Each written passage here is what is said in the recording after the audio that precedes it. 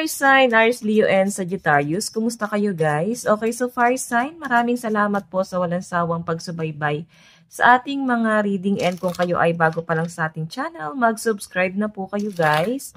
And i-click mo na rin yung ating notification bell para lagi po kayo guys updated sa ating mga bagong upload. Tignan natin fire sign, ano bang inyong gabay? Fire sign, Aries, Leo, and Sagittarius.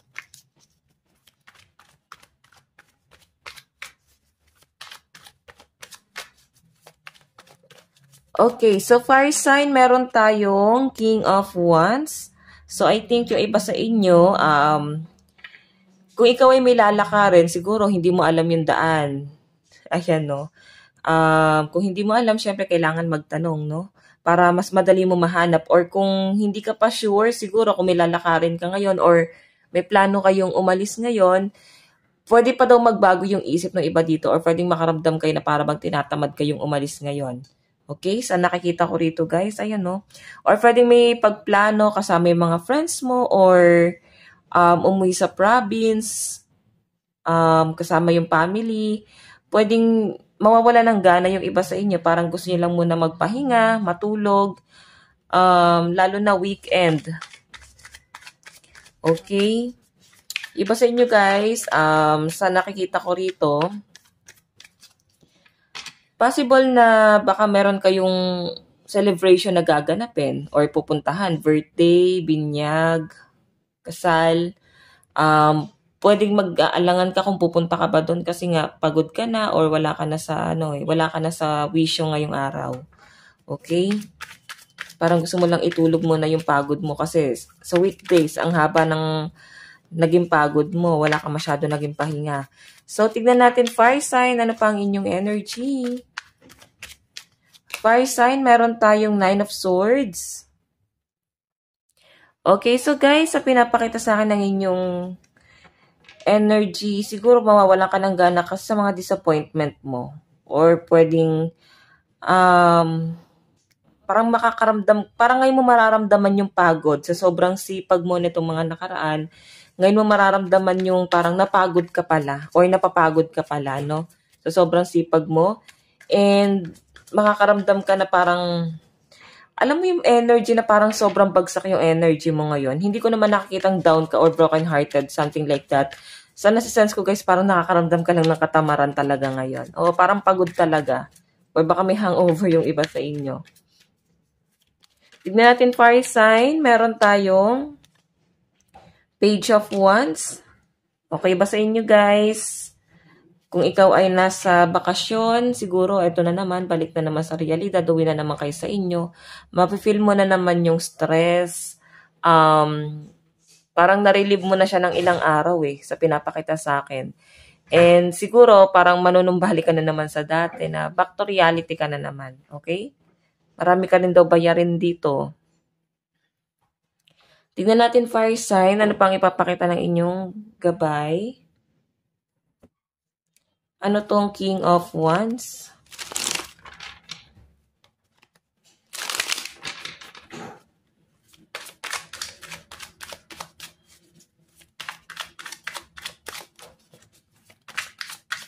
Ano po yung King of Wands?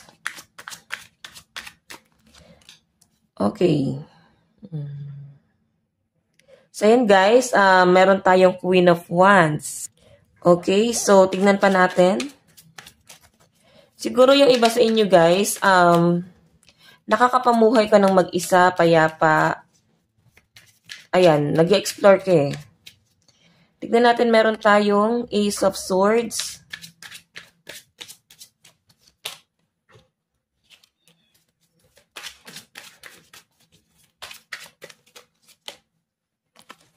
Okay, Page of Pentacles.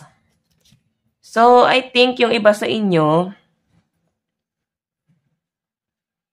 may nakikita kasi ako dito guys na para bang namimiss mo yung dating ikaw, yung tipong kaya mong mamuhay ng nag-iisa or pwedeng naiisip mo yan na parang kaya mo dati nung nag-isa ka Kaya mo yung pagiging independent. So I think may mga papasok sa isip mo ngayong araw na gusto mo mamuhay sa malayo muna or pwedeng magtrabaho abroad. Okay, sa pinapakita sa akin guys. Queen of Wands, Ace of Swords, and Nine of Pentacles. Pwedeng naiisip mo to or pwedeng doon ka naman talaga nagtatrabaho, baka bakasyon ka lang. Sa pinapakita sa akin dito, fire sign, maaaring nare-realize mo ulit yan. Parang, paano kaya kung magtrabaho ako sa abroad, sa malayo, or sa ibang lugar naman, mag-cross country naman ako. Parang gusto nyo guys ng something new. Pwede na po-frustrate ka sa isang lugar. Parang gusto mo mag-explore. Okay, I think nakukuha mo naman yung success mo. Ayan, ang iba sa inyo kahit nagbi-business ka or sa bahay ka lang nagtatrabaho guys, work from home, magiging maayos yung daloy ng pera mo, lalo na sa mga freelancer guys, no? Okay, so tignan pa natin guys. Ano tong Nine of Swords? Ano po ang Nine of Swords? So guys, meron tayong Ten of Cups. Meron tayong the Moon.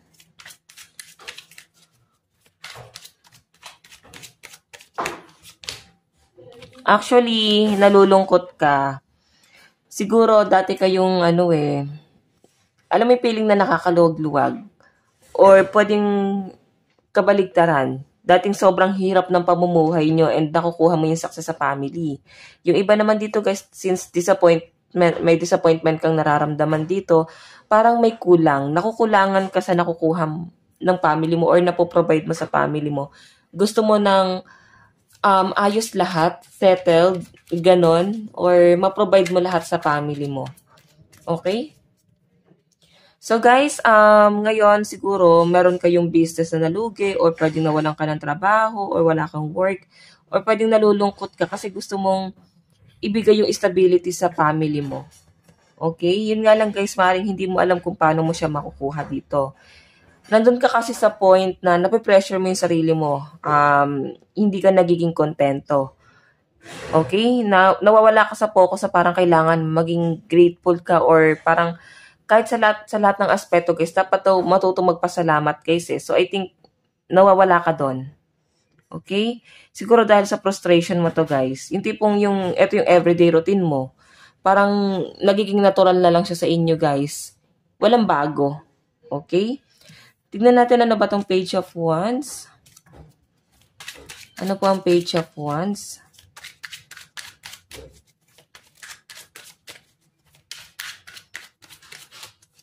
Meron tayong King of Pentacles. Meron tayong Seven of Swords.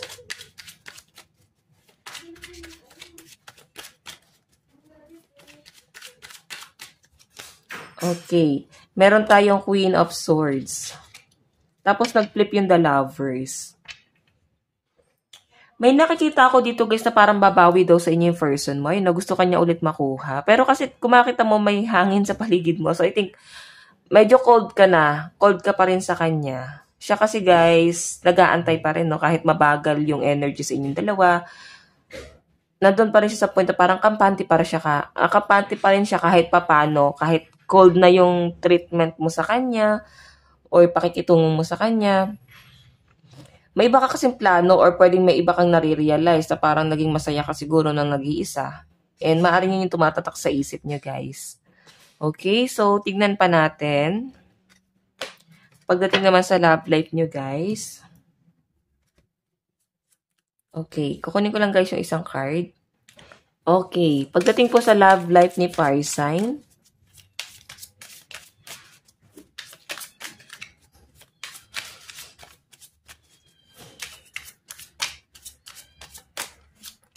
So guys, meron tayong 5 of Rings.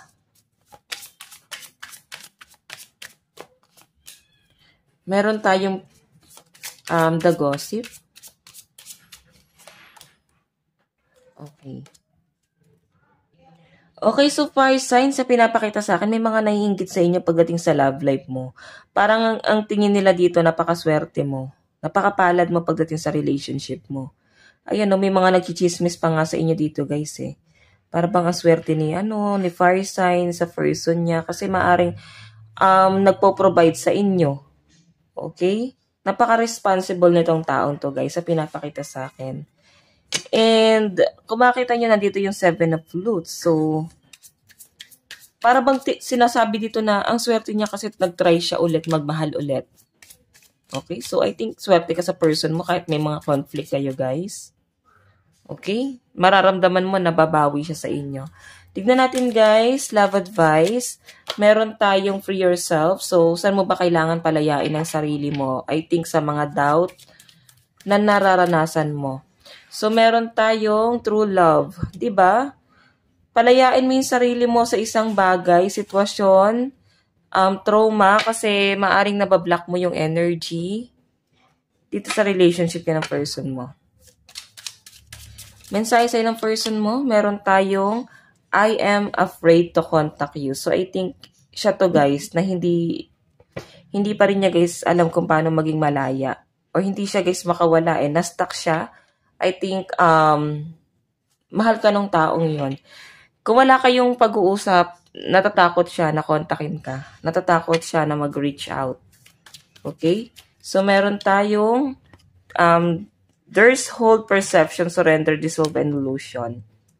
Diba? Medyo torpe or takot siyang mag-first move. So, ikaw, ganun din yung energy mo, no? So, parang hindi mo rin naman ginagawang big deal yon. Kung yun yung pananaw nila, parang pababayaan mo na or ilalet go mo na yun. So, guys, ang lucky number mo is 14 and 31. Ito lang naman ang inyong reading hanggang sa muli. God bless and love you all. Thank you.